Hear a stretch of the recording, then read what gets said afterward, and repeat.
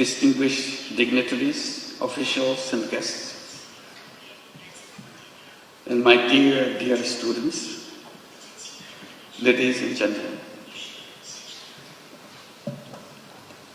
It is with great humility and profound gratitude that I stand before you today in this prestigious institution, Peking University, the center of knowledge, wisdom, innovation, and excellence. To receive an honorary doctorate from such an esteemed university is a great honor for anybody. And I feel so humbled by your gesture for choosing me for this particular honor. This recognition once again reminds me of my commitment to work for realizing the dreams of the millions of youths who were the vanguards of the transformational changes in Bangladesh just last year. Their vision to establish a new Bangladesh in place of the Bangladesh that we had until last year.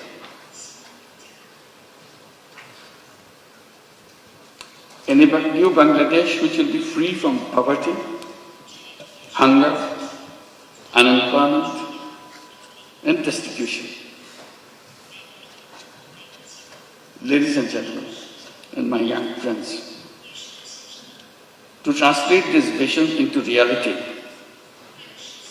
we are embarked on a series of reforms to make governance transparent and democratic, to ensure economic policies which are inclusive, and to guarantee that every individual has equal opportunity to flourish. Our reform initiatives are at the top of our priority. Our goal is definite. Our work plan is exhaustive. For building a stronger and more resilient Bangladesh, we emphasize economic transformation through entrepreneurship, greater investment in education and technology, and a stronger international cooperation. Distinguished guests, I have a deep and personal attachment with Peking University. Back in October 2006, I had the opportunity to be appointed as the honorary professor. To me, today's conferment is more than a personal honor. I see this as a recognition,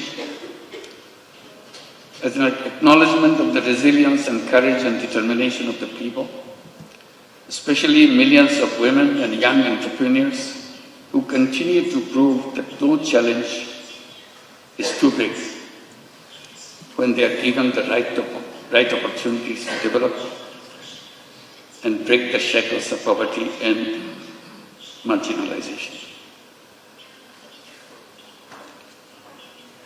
Throughout my journey, from being an economist to founding Grameen Bank, from pioneer microfinance to advocating social business, my core belief has remained the same.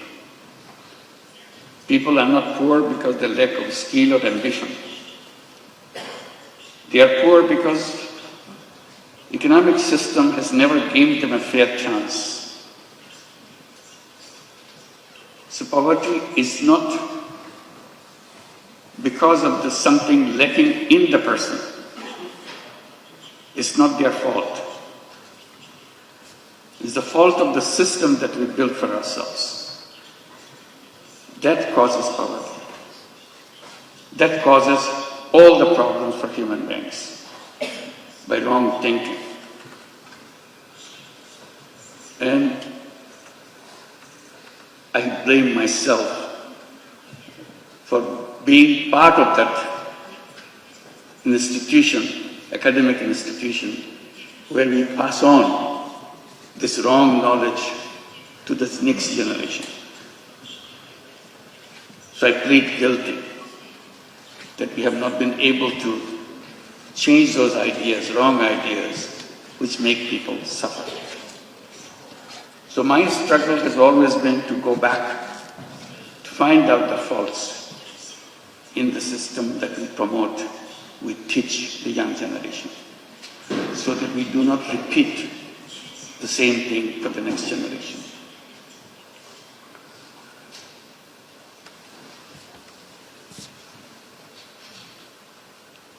It is designed to serve only the wealthy, not the poor. That realization led me to create an alternative, one where even the poorest individuals could access the services of the institutions which are created for people. I've been promoting the idea to let the young people come to the universities, get good degrees from good institutions, and then go to the job market to become job seekers. I have been telling that this is a wrong idea. Human beings are not born to become job seekers. Job is a wrong idea. Human beings are creative beings. They enjoy doing creative things. Job is a negation of creativity. Job forces you to do things what your supervisors want you to do. Job is a continuation of the tradition of slavery. Human beings are not fit for slavery. Human beings are independent beings. So I keep on promoting the idea that all human beings are born as entrepreneurs, not job seekers. Universities should be preparing young people to go out and become successful entrepreneurs, not job seekers. And that idea came from a simple experience. I started as a small initiative with a handful of women in a village next to the university where I was teaching in Bangladesh.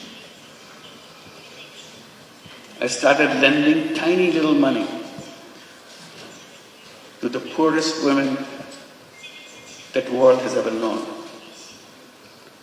just to make sure she feels that she can handle this money and change her life. I had no idea that whether it would come true, but I was amazed how these illiterate, poor women could use tiny little money, $10, $20 worth of money, and did a very successful way of paying back and change her income situation. And she continued to pursue that round after round and change her life.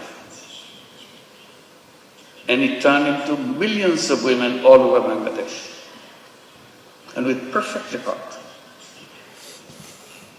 That convinced me totally. All human beings are entrepreneurs, because we are taught in the textbooks only very special people are born as entrepreneurs. Rest of us human beings have to serve under them. I said, that's absolutely the wrong idea.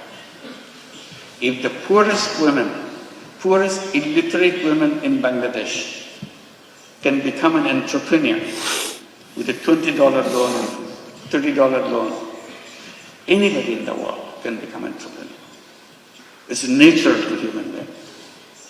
We didn't train them. We didn't tell them how to run a business. She figured it out all by herself, because it is innate part of a human being.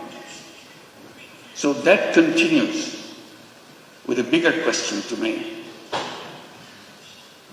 What should be the purpose of education? And I keep coming back. Purpose of education is to enable to go out and bring their all creative capacity to change the world. And universities and educational institution is not only a place to learn what happened, also imagine. Imagination is the greatest power on earth. If you imagine, it will happen. If you don't imagine, it will never happen. If you look back, things happen because somebody imagined it. Imagine something big, something unheard of, something you never dared to hope that it will work. But you imagine and stay with it. If you stay with it, it will happen. So that is the greatest power. Imagination is more powerful than anything you can bring together. So I follow that, encourage young people like you, along with what you are learning, imagine. Dare to imagine the most odd thing that you ever thought, most necessary thing you think could be done. At the moment it looks odd, at the moment it looks impossible.